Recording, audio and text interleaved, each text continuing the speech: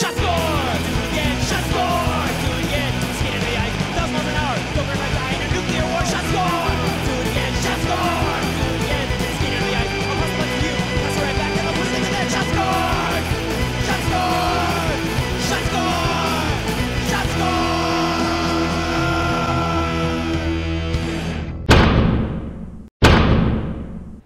Hi everybody, welcome to this edition of InsideHockey.tv. I'm your host, McKenzie Lavoie, alongside Tim Rosenthal, editor of NCAA Hockey for Inside Hockey. Well, we're going to talk about upcoming tournaments. Now, the big surprise so far is that North Dakota is going to finish in one of their last spots in their conference. So what do you think some other big surprises are going to be for the upcoming season?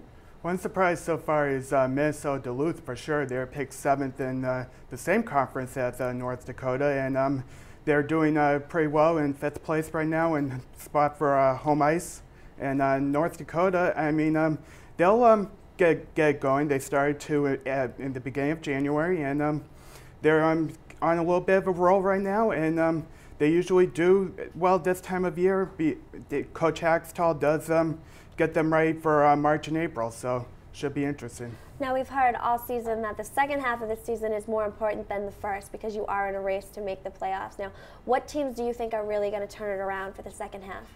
Well, I saw Colorado College, they're below there in the pair, 17 or 18 right now, and they really need to step it up to get into the NCAA tournament. With 8 games left, they might have to even win them all to solidify a spot. And then other teams, we saw Air Force at the beginning of the year, they're falling to 2nd place in Atlantic Hockey, so they need that conference tournament win to guarantee themselves an NCAA tournament bid now. And then Boston College has to turn it up, of course. And then the biggest surprise to me right now is Northeastern. It has to be this year. Even though they were picked top 4 in Hockey East, no one expected them to do this well, and they're solidifying themselves as a power and could be a real threat in the NCAA tournament. Well, Northeastern is in the #1 spot in Hockey East. Now, what do you think their biggest turnaround has been? Because they weren't a very predominant team 10 years ago, and now they're really getting their name and really getting respect in their conference. Well, it has to start with the coach, Greg Cronin. He's done a great job. Every year they've improved by a few wins.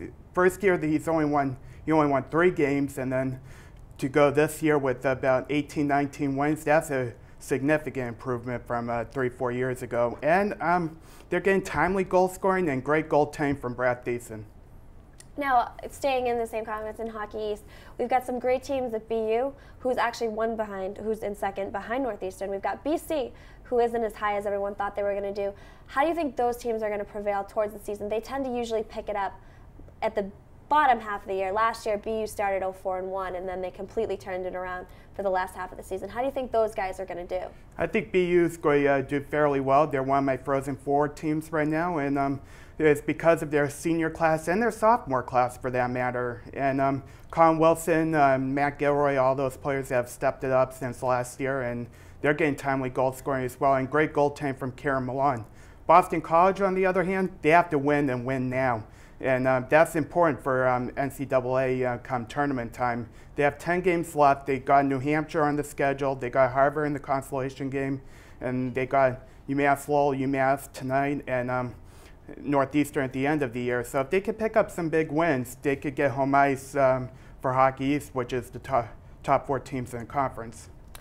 All right, well, thank you so much for joining us today. We'll hope to see you back here soon. Everyone, thank you for joining us in this edition of InsideHockey.tv. We hope to see you right back here at Studio 73 for our next edition.